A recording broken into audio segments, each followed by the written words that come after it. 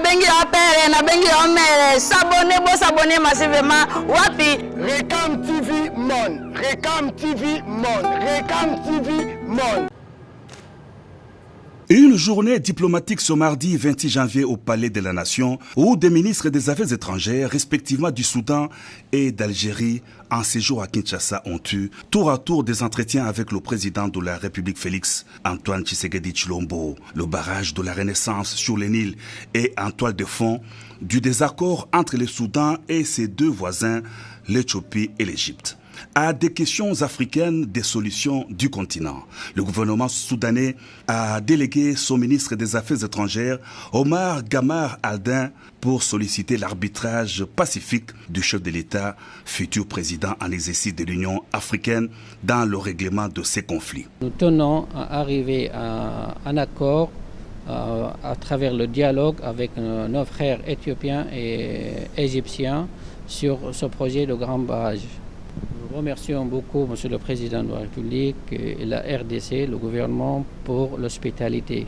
L'avènement très prochain du chef de l'État, Félix Antoine Tshisekedi Tshilombo, à la présidence de l'Union africaine est salué par plus d'un pays africain. Porteur de messages de son président Abdel Majib Tebboune, le ministre algérien des Affaires étrangères Sabri Boukadou est venu transmettre de vive voix au chef de l'État le vœu de succès et de réussite à la présidence de l'organisation panafricaine.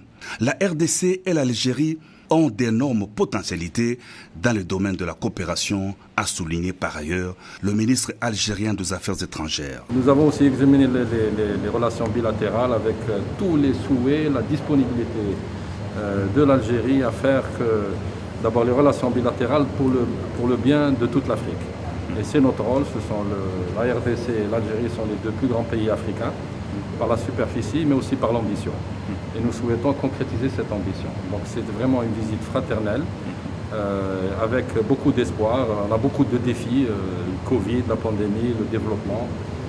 Tout ça, nous devons le faire ensemble. La RDC et l'Algérie ont la particularité d'avoir un domaine minier qui est très important, un domaine aussi hydrocarbures et un potentiel extraordinaire. Donc il y a des échanges d'expériences qu'on pourrait faire et qu'on devrait faire. Nous avons aussi les secteurs de l'éducation, nous pouvons aussi faire beaucoup de choses. Nous avons acquis une certaine expérience en Algérie, dans la formation, dans les universités, dans plus d'une centaine d'universités en Algérie.